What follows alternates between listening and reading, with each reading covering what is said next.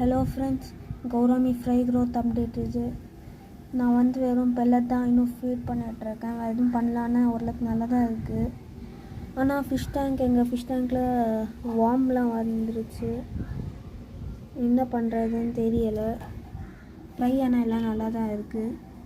உங்களுக்கு எதாவது ஐடியா இருந்ததுன்னா சொல்லுங்கள். நான் க்ளீன் பண்ணிட்டேன் டேங்க்கு, இருந்தாலும் வந்துடுச்சு.